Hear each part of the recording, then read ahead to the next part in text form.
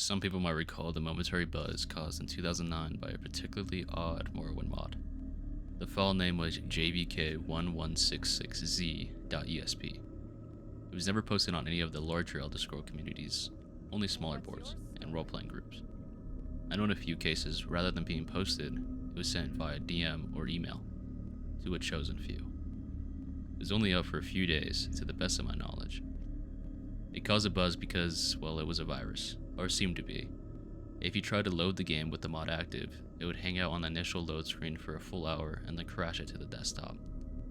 If you get it that far, your installed Morrowind, along with any save files you had, would become completely corrupt, since it couldn't be opened in the construction set. Eventually, warnings were distributed, not to use it if you found it, and things died down. About a year later, at a mod board I used to frequent, someone popped up with a mod again. He said he was PM'd by a lurker who deleted his account immediately after setting. He also said that the person advised him to try playing the mod through DOSBox. For some reason, this works sort of.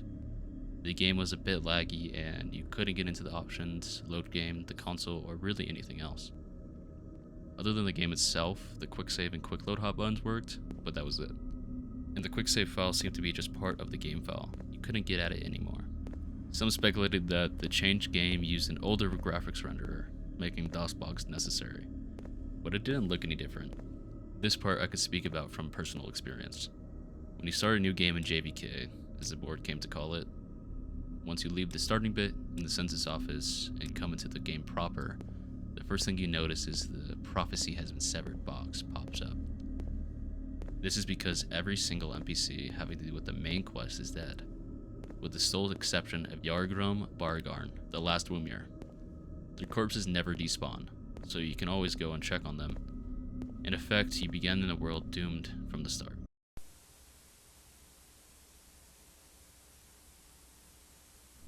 The second thing you notice is you're losing health. It's only a little bit, but it keeps happening. A little bit at a time, the longer you stay in one place, the quicker it seems to occur. If you let this health loss kill you, you find the cause, a figure we came to call the Assassin. Because it seemed to wear a retextured version of the Dark Brotherhood armor in Tribunal, even though the expansions don't work in JVK, it's all black, completely untextured, like he's just a hole in space. The way he moves, he gave me quite the startle the first time I saw him. Scuttling around my dead body, he crawls inhumanly on his hands and feet. His arms and legs splayed out like a spider. You'd usually only see him after death, crawling around and all over your body, just before the reload box popped up. Occasionally, you could catch a glimpse of him darting around a corner, or crawling on a wall or ceiling. It made the game very difficult to play in the dark.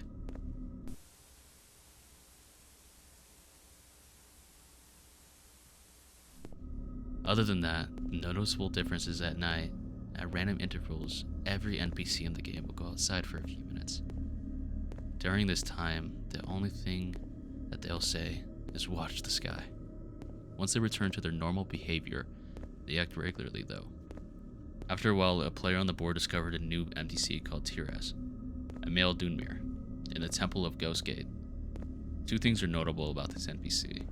First is his robe, a unique article of clothing that was lovely rendered with twinkling stars all across it, looking like a torn off chunk straight out of the sky. The second is that all of his dialogue, in addition to showing up in the dialogue box, is voiced.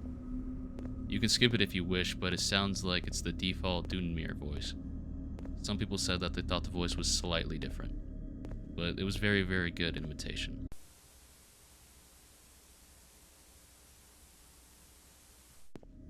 I won't go into details, but the questline he sends you on has to do with the dungeons referred to simply as the Citadel. Up until this point, the quests were all fairly generic. Discover the secrets of the Ancients type. The entrance to this dungeon is on a small island far west of the Morrowind proper. I eventually discovered that if you use the Scroll of Icarian flight at the westernmost point on the main landmass, you jump directly west. You'd end up almost exactly at the island. Eventually though, the dungeon is called the Citadel goes straight down. It dwarfs any other dungeon, both in size and difficulty. From a natural cave area, you'll proceed down into an ancestral tomb-looking area, the Daedric ruin area, and then the Dwemer ruin area. I made it down to the Dwemer ruins before I quit. The creatures here were so strong that a level 20 character would have taken care of it. And since you couldn't use the console in JVK, level 20 took a while to get to. Since quick save and quick load are your only options, it's all too easy to get yourself stuck in an impossible situation too. I did, and I just didn't have any energy to start over. What I'm telling you now is based on the testimony of those few who went further. Past the Doomir ruins, you apparently find yourself in a level like the Doomir ruins, but darker. Rather than the usual bronze, all surfaces, including those of the creatures, are black. The sounds of machinery are loud here, and grow louder and louder randomly. There's also steam or fog everywhere, limiting your vision to about 10 in-game feet or so. If you can make it through all of this, you'll reach a room at the end of the hall. Those who found it called it the portrait room.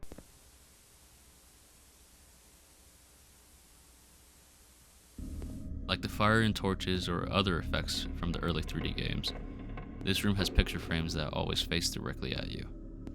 No matter how you look at them, the images in the frames are always randomly chosen from your My Pictures folder. On the board, those who got to this point had some fun posting screenshots in the portrait room, with various pictures in the frames, usually porn of course. At the end of the hall was another locked door. After admitting defeat and returning to Tiras, he could be found saying, "Watch the sky," in his graveling voice. What's more, nobody else in the game would say anything. Talking to them would present a completely blank dialogue box with no options at all. They wouldn't even rattle off their usual canned, audible greetings. The only exception was at night. Whenever they would go out for a few minutes, they'd repeat it, "Watch the sky." At this point, one of the players, a friend of mine from the board, noticed, and the few others who got this far agreed, that the sky was no longer the usual night sky of Tamriel.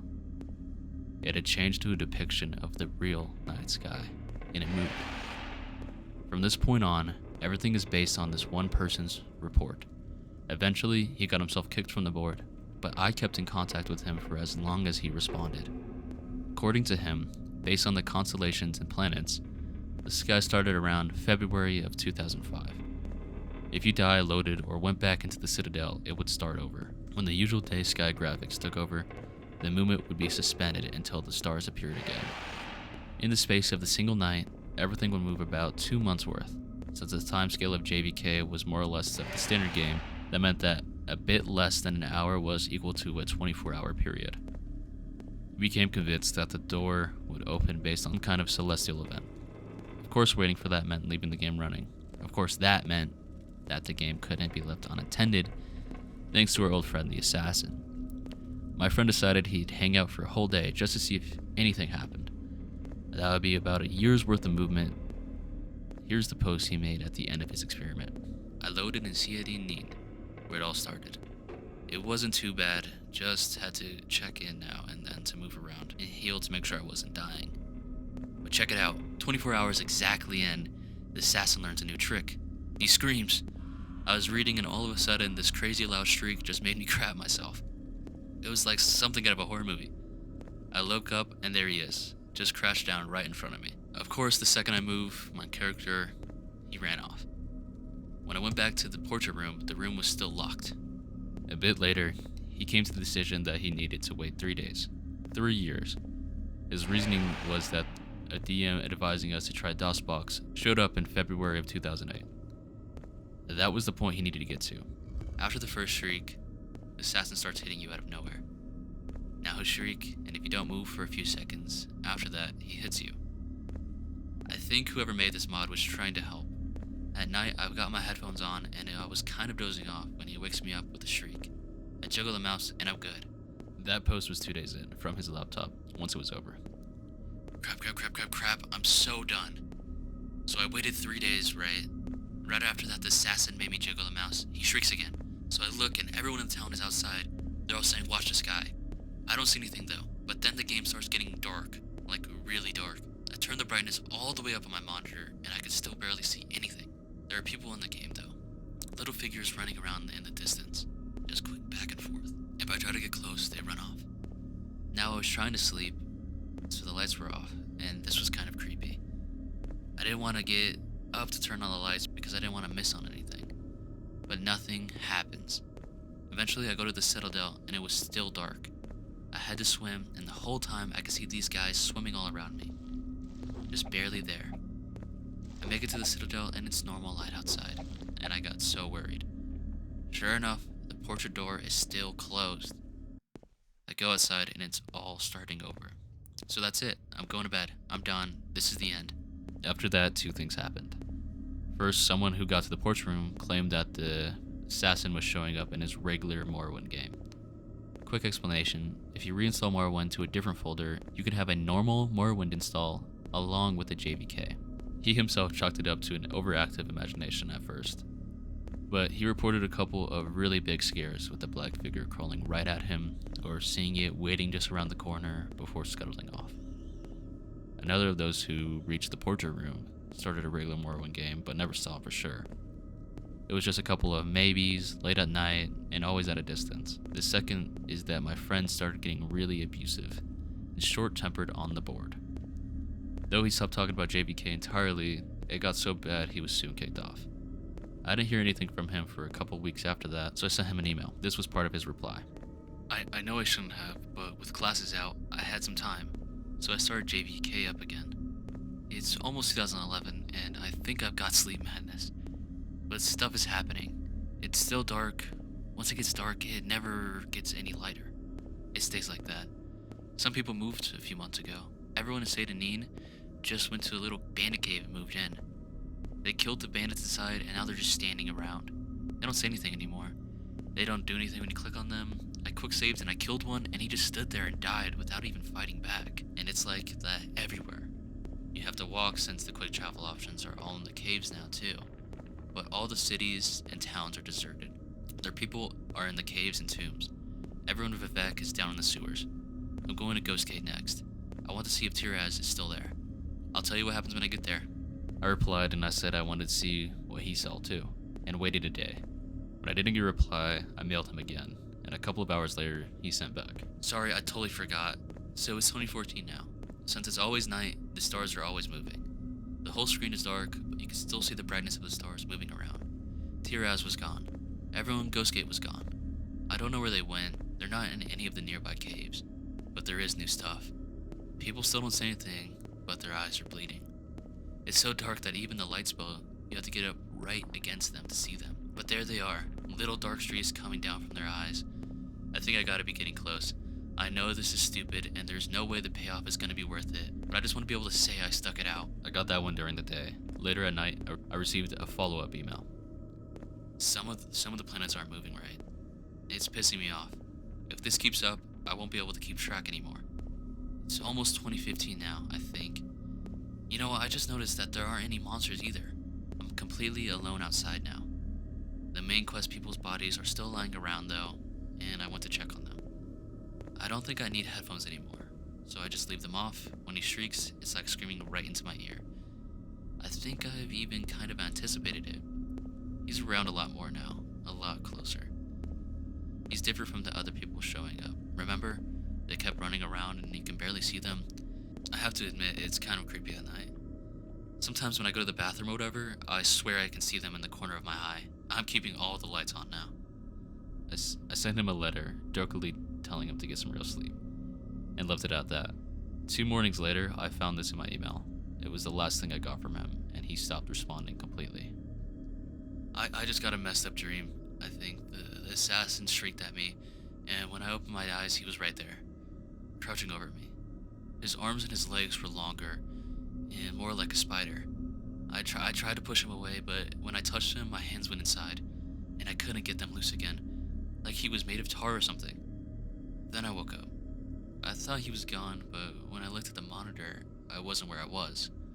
I was at the Corpusarium with the Argrim. For once the light was okay, and I could see him all bloated on those mechanical spider legs. I sat down at the computer, and he started talking to me. Not in a box, but really talking to me.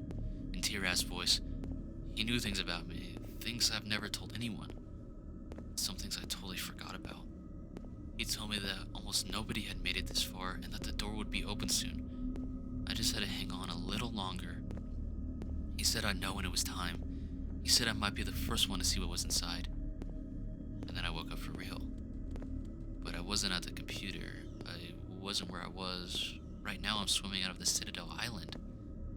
I can hear this tapping. It's at my window. It's over on the left. So I'm sending you this because I left my laptop on my bed to the right. Just a little. I might still be dreaming now. I guess that's the end of the story. I know there are a few other tales floating around about this mod, but this is the only one I know as true. As far as it goes, I deleted my JVK copy of the game pretty much after I gave up. But I'd like to get this mod again. If anyone still has a copy of the file, I want to see some of this for myself.